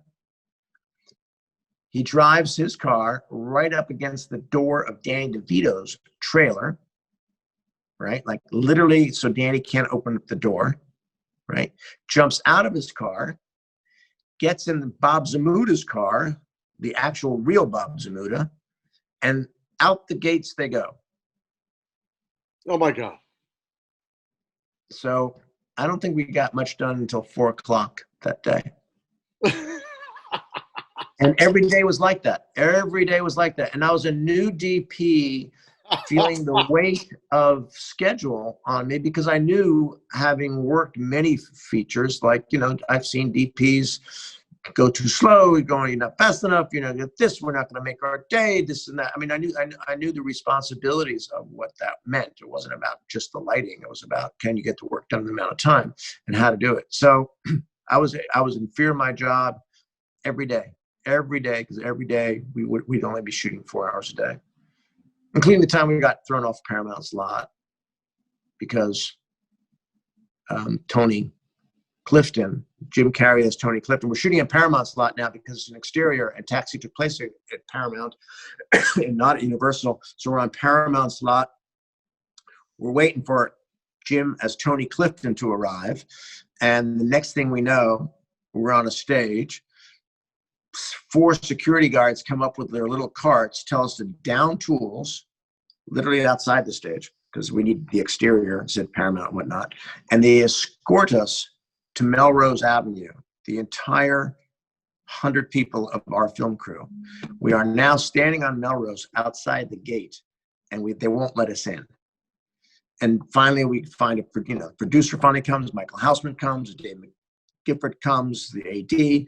And what we have discovered is that Jim Carrey, as Tony Clifford, has gone up to the executive dining room, remained in character, and took Limburger cheese and smeared it all over Sherry Lansing's suit and hair. Oh my God. So therefore, the entire film crew was persona non gratis, and we were asked to leave. Pat McCardle, we were allowed to go get our cars, and Pat goes, I got to go back and I got to go put the camera away. So they allowed us to put the camera inside the stage, and then we went home. We shut down for a day, I think, while they renegotiated. And it turned out that because Jim was doing the Ron Howard film next, which was the Grinch, and that was a Paramount movie. So people talk to people, and people talk to other people, and all of a sudden everything was forgiven. But yeah, we have more stories off that film cumulatively in one day than I had in 20 years as a career as an operator. Incredible. So, but the film is a good film. Yeah. And Jim Carrey is actually incredible in it. Yeah, I mean, I actually did an episode on this very podcast with Michael Houseman. He's such a great guy. We talked about his career doing pretty much every film that Milos ever made. Yeah, pretty much every film that Milos did. I think it was, I don't think he did the one, I don't think he did Goya. Incredible career of work. Incredible career, incredible guy. Yeah, a character. So, yep. Well, Captain. So, yeah, going back to one of the things that I found interesting about, you obviously you had relationships with Haskell and Billy Brusolo and mentor cinematographers, those that you admired, those that you worked with. Haskell also came partly from a documentary tradition as well. He had a documentary background. Mm-hmm. And what's fascinating to me is your world enters into becoming a director of photography as an operator and Steadicam operator. Once again, all about handheld and physical movement of the camera on you. The documentary world is built on all of the things that were especially part of your Steadicam handheld life, right? Because it's in documentary it's capturing verite, which you wouldn't use a Steadicam for necessarily. You'd use a handheld rig, but you're moving physically with a scene, and I would imagine that Haskell and certain people that you worked with had a tremendous love for the roots of documentary and what it means to capture moments that feel real. I think part of it is, again, musical background, and I probably operated 150 music videos. All right. And probably, I mean, I remember I've shot a Phil Collins music video. I did a Whitney Houston as a DP way back when, before I was ever doing it on feature films. I had dipped my toe a little bit into the DP world by doing music videos. So you were doing music videos for a lot of years then. Okay. Yeah. Well, all during my operating career, for sure. I mean, if there was a gig, I was on it. If there was a documentary, I was on it. I just enjoy filmmaking. So, and even to this day, I take projects because I find them. Yeah, I take projects because I need to put money in the bank account. There's no question about that. But also, if it's an interesting gig, I'm on it. That's it. If somebody calls me up and says, I got something that's really interesting, I said, I'm interested. So part of my whole camera movement thing comes from also reacting to music, being part of the music and understanding what the rhythm of a scene is and why, and how does an actor approach a scene, because an actor approaches a scene the same way a singer sings the lyrics. You know, without having the emotion behind those words, it means meaningless, just, you know, just a bunch of words. So, yeah, I think I honed those skills, and I honed the intuitiveness of watching actors and people and how they look and where they move and what the tells are. And some of it is just, you know, it's just observational. And I think that's why those guys also appreciated the Steadicam stuff, which was, I was doing Steadicam for like Ages of Innocence, Last of the Mohicans, all sorts of stuff. And all that is just, you know, you walk in, you see a scene, and when you're doing Steadicam, it's like, okay, we would like you to shoot this on a 50 because the director and the DP and the operator have already conferred about it. But you're pretty much a one-man band in terms of the camera should be here, should be there, should be high, should be low, should be moving this fast, it should be moving this slow. You know, we would go through a rehearsal, and it would be, I'd be watching what they were doing, the crew, because I was a day player. You know, very rarely, when I first started doing Steadicam, you didn't have the position A camera / Steadicam. And you certainly didn't have the position B camera / Steadicam. That only became a position as Steadicam operators became more adept. And there was very few people who were operator who went to do Steadicam. There wasn't much of them. There was, I'm trying to remember, Danny Lerner. Ted Churchill was never a operator. Larry McConkey only became an A operator on like one movie, I think, maybe two. It just wasn't that dynamic. I mean, I became A operator because one, I wanted to operate, and ultimately be DP. So I would take the pay cut just so I could be the A operator. But in any case, going back to like moving the camera would be like, you have to be in tune to what you were doing. And it was years of observation and understanding and watching movies and being on sets. And tell me a story in the Steadicam world, since we've really, I mean, for lack of a better word, you've done so many Steadicam gigs. Yeah. Tell me a story about one of them, or more than one of them, that was particularly challenging, and how and what you had to do. Like I remember Steadicam scenes, not that on films that you were on, but one of my favorites was probably with Larry McConkey and Ted Churchill on Alan Parker's film Birdie. That was Ted that did the Steadicam on that. Ted did the Steadicam on Birdie. Larry and I did the Skycam together. So you were on Birdie as well. Wow. Yeah, when we plowed the Skycam down into the dirt. Yeah, I was on Birdie. Yeah. See that shot that you used. I now shot right before it hits. Yeah, because you're capturing light. That was me. That, to me, that's one of the most important Steadicam shots in cinema. I mean, it's fantastic. It was a really difficult production because it was a piece of equipment in its infancy, right? If you can imagine the baud rate of our motors was 40, not 40 megahertz, not 40 kilohertz, 40 hertz. So which is quite slow. It's slower than your heartbeat. That's how slow it is. It's so slow that the motors just trying to get themselves updated, you know, they would update themselves to positionally in space once every quarter second, which is not fast at all. The computers that we were using was a Radio Shack RS-232. Does that mean a number to you? Oh my God. That means something to you, doesn't it? Yes, it does. Okay, it was the original laptop, wasn't it? Yes, it was. It literally, I think, had a 15K memory. Yeah. Yeah. Kind of nutty. So imagine this technology. The 80s now. yeah, trying to put together.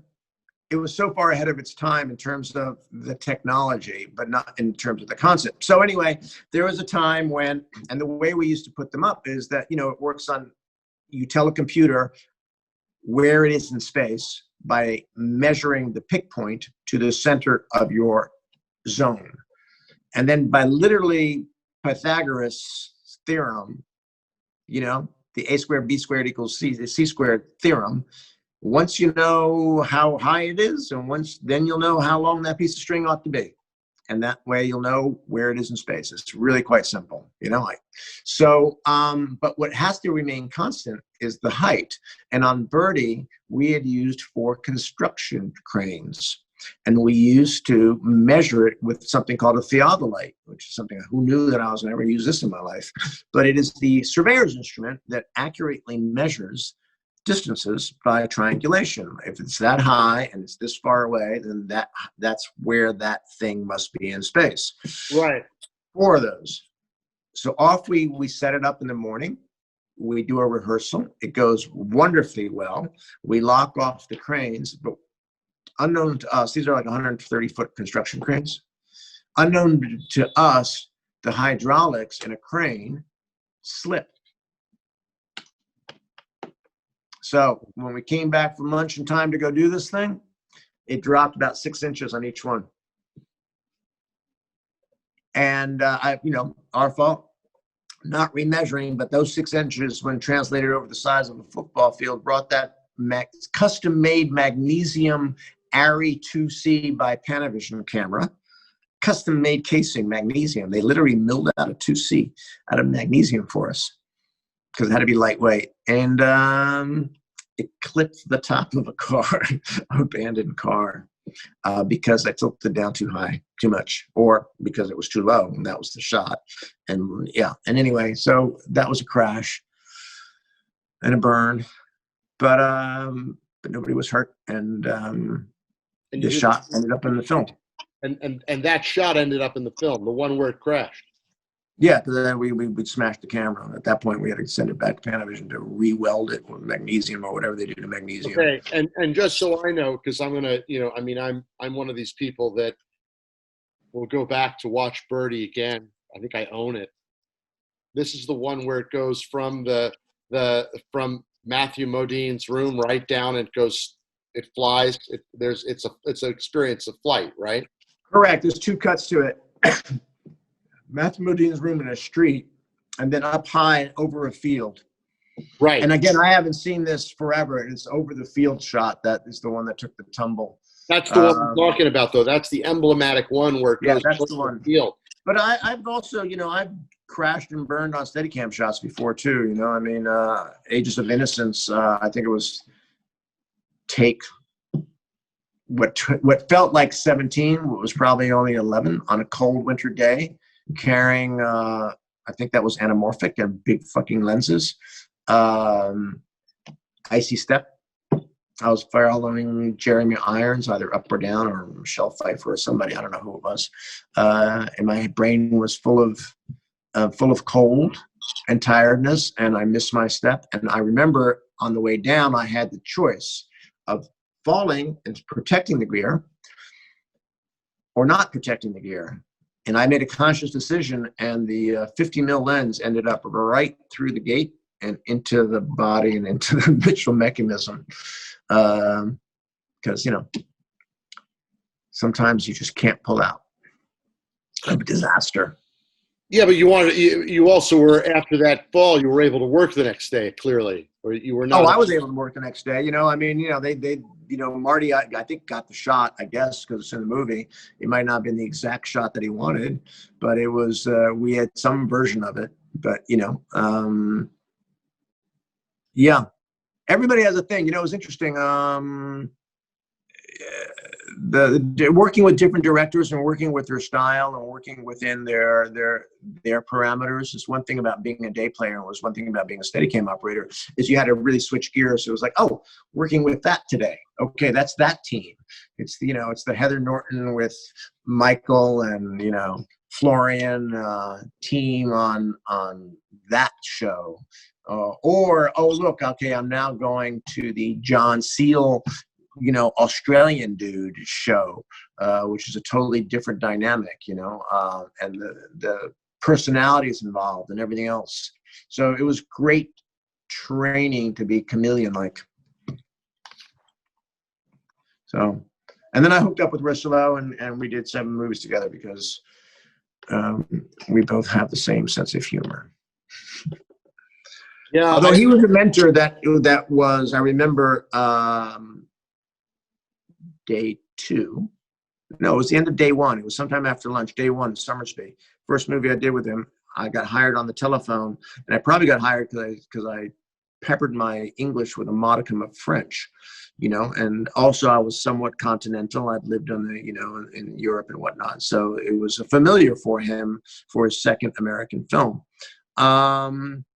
And I remember he was setting up a shot, and I was chatting with him as he was adjusting a flag. And he said, "Oh, Lutas, is this flag in?"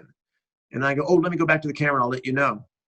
And he gave me a look as only a Parisian can look at an American, as if I just made him step in, dog excrement. I mean, it was that total Parisian look. And he gives me this look and he says, "Use your knowledge of optics and let me know if my flag is in your shot." And he said it in such a way as a challenge, which made me recognize that game I had to up my level up to here. Because, Philippe was a classically trained cinematographer with a tremendous knowledge of optics and how and why it works and what the field of views are and everything about a lens. And, he is as much as a technician as he is an artist. All that shows through is his artistry, and he's a fantastic musician and a wonderful writer. But he's also an amazing technician and a theorist. And I recognize is that, I should know from right where I'm standing whether that 75 mil I'm in it. I should know it. And then when it goes to a 50, I should know it. I should walk over there because that's where a 50 would be. So that was the kind of guys that, I hung around with, and hopefully the kind of things that I talk to young operators about too, Yeah, no. I mean, I remember the story about Philippe is fantastic because I do remember on one occasion. I mean, I was engaged in a few projects, The Brave One, Sherlock Holmes, a few projects, right. And I remember specifically on the Brave One, he was shooting at very, very low light, and there were. And therefore low depth of field. He was pushing all the way to the limit of depth of field. And the first 3 or 4 weeks, I don't know how many focus pullers got axed along the way. But I witnessed this, as you refer to it, the photo optic precision, right, of the way he worked, right? And it was like, but also he wanted to go exactly where the visual scene needed to go for every aspect. If he needed blur in the background, boy, it was going to be blur and lack of feel. He was not the kind to compromise on that. No, he didn't compromise on, no, he knew. And also he had the experience and worked with the kinds of talent that could give him what he wanted. When we did some really shallow depth of field stuff on Vampire and Mary Riley, we had I'm trying to remember his name. There was Dougie, Dougie Milsom's son was our second. I can't remember the first name, but in any case, he had come up with a system where he had put this focus puller had a range finding camera set up at right angles to the scene on a video. And he would mark, the assistant, on his screen right by the camera what the feet and inches were. Right. So he would always know that the eyeball was 4 inches away, 6 feet 4 inches, because it was marked beforehand. So so Philippe was always aware of the inventiveness of what you needed to do to get the shot, you know. And if you didn't have the chops to come up with that kind of inventiveness, then you know, next. So somehow I managed to, you know, amuse him enough to stay for 7 movies. Yeah, no. He was, and I remember seeing him on set once, and as you say, I didn't really ever see him play, but there was always during breaks there was an acoustic guitar. Yeah. Because he would, and I remember the producer on Sherlock Holmes said, "Oh yeah, he takes breaks and he plays guitar on breaks." I'm like, you know, these are like things like little things. It's always, to me, it's the shape of someone's life that makes the entire experience interesting, right? He always talked to me about travel and how, like you, the same way that you've communicated, worldly exposure makes you able to kind of live and inhabit the world that we inhabit, in a sense, right? Because your storytelling is about having global sophistication, exposure, and all of that, not being tied to being in one place. We can imagine, but also live and experience. And I think he was so emblematic of that. He sounds, when you talk about it, it sounds like Philippe talking too. Yeah, a little bit. Yeah, for sure. You know, and it's still such a wonderful journey. I mean, at the moment, I have my son now operating, which was a wonderful. Yeah. Well, that's great. So you're operating family on. Great. He does Steadicam and he operates, and it's a wonderful validation, if you will, for a career choice that I took. You know, when your child decides that it's interesting and worthy and to follow as well, you know, because he didn't do it because I had him on a truck or anything. He had gone to Tufts University as a poli-sci major, went to LA, worked at WME for a while as an agent's assistant, you know. Then went over to HBO as an executive assistant, and he realized, he says, okay, that wasn't for him, you know. He came back from the dark side, as I say, when he goes to WME. How dark can you get? Anyway, so it's with great joy that I collaborate with him. Well, that's wonderful. The future, where we are before we bid adieu. Cinematography, theatrical life, the theatrical life of our business in general. Movie theaters just opened up outside New York City on October 23rd. I had a movie that opened up, bombed. Well, but theaters opening is beautiful. I'm a cinema fan. The fact that it opened is good, yes. Everything is boarded shut in Manhattan and the boroughs. Apparently back on August 28th or something like that, theaters started to open up.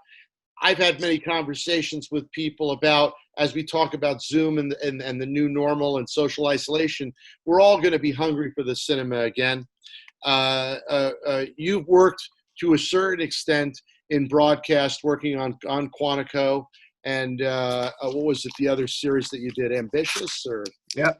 Right, so you've done a couple of TVs, but that's not really been a center point of your life. You've done mostly theatrical feature films and all format length projects, narrative projects, and you've done some documentary shooting over the years as well. And you did music videos, so you've done the gamut. But at the end of the day, the world has become at a very high production value for streaming television. I mean, I just saw a project on Netflix called Oktoberfest Beer and Blood that was shot in Germany, and I was like, oh my God, this is, you know, incredible production value. And television has upped its game in general in the U.S. and Europe and all over. But what's your feeling and what is your passion and instinct about the future of the big screen, and then also your passion about shooting and whether or not it requires the big screen for what you do. I mean, you make beautiful images no matter where they go? I think it's a multifaceted question, but I think that we have to look at history in a very broad and long-term eye. This pandemic has only lasted 8-9 months now, which in the span of history is nothing.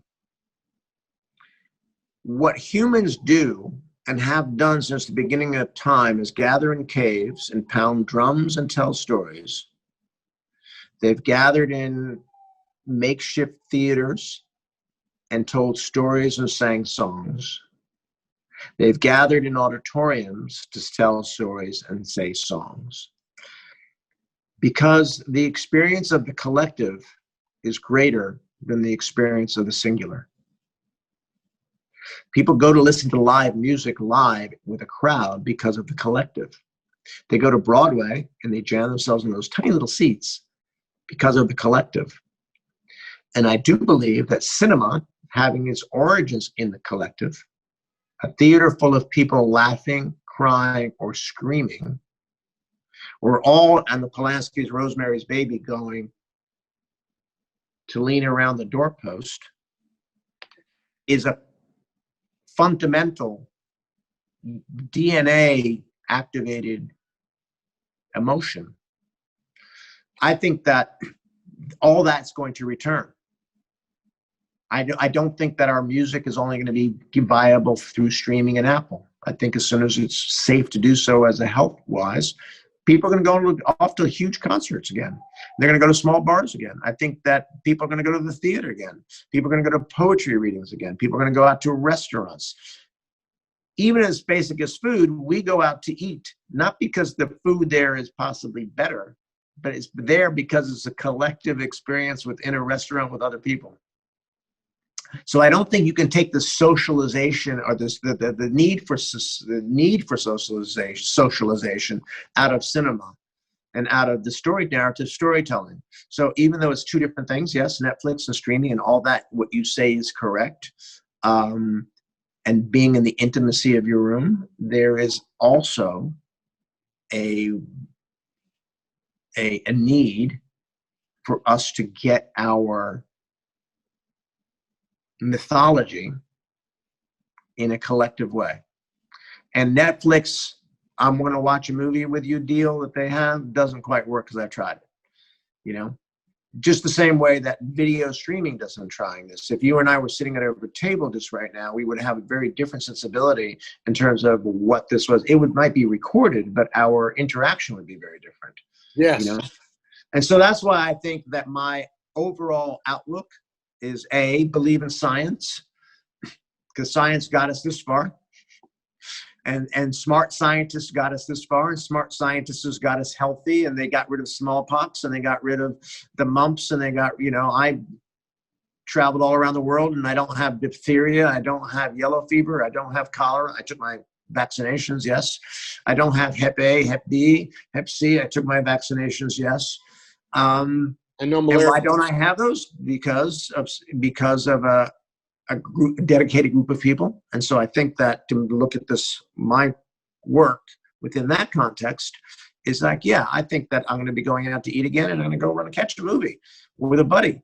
Why? Because that is what we like to do. We like to share that experience, and the shared experience in a separate place, rather in my home, is very different indeed. And but it's also about the making, though, isn't it? Because when we make for the big screen. We don't make for the small screen, but we do imagine for the large screen, do we not? When we shoot, we do, absolutely. And I think that will come back again. I think the few filmmakers that are still making for the big screen, the Chris Nolans, et cetera, And those of us who make for the big screen, I mean, the reason I don't do television is two reasons. One of them is I have to push away part of my brain that's not big screen. In other words, the attention to detail and the minutia is not as apparent in serialized television. You know, not limited series, but serialized. So, okay, we're gonna do 27 episodes this year, 13, whatever. That's one. And two, the kind of storytelling they tell is very different. You know, serials tell you stories that, by definition, its main thrust to have you come back next week as a viewer. That's right. That's what you're there for. So whatever you're putting into it, it's make sure they come back next week. Cinema does not do that. Cinema, for the most part, even on open-ended stories, lets the viewer leave with the idea that the story, as told by the filmmakers, is complete, whether or not the questions it raises are still open. And that's why I also don't do a whole lot of, I mean, not why, I don't do Marvels because they don't call me to do Marvels, but it's a different kind of storytelling. You know, Marvels become a storytelling of a serial storytelling on a just bigger scale because you can make $1 billion. You know, and that's why we put that little tease in the end. But anyway, that's my little 2 cents, and I'm sticking to it. Yeah, well, I mean, I think this is a beautiful place in my world to. I mean, we have covered so much.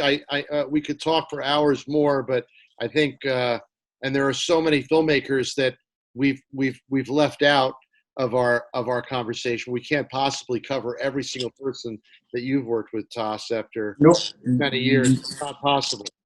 But I will say, at the foundation of it all, the one thing that I always like to tee off and bid adieu with is that at the foundation of our careers, we did and do have a love of cinema, love of making images, a love of visual arts, a love of storytelling, and to me, we await the future, and we live and experience the current. Yes. But as you say, this is a blip of time, and I look forward to the day when this blip is over. But nonetheless, I love what you say about all aspects of the passion of the social experience. I can't think of a better way to close this episode of Conversations with Charlie with you, Toss. Thank you so much. Thank you so much, Charlie. Take care. Thank you, brother.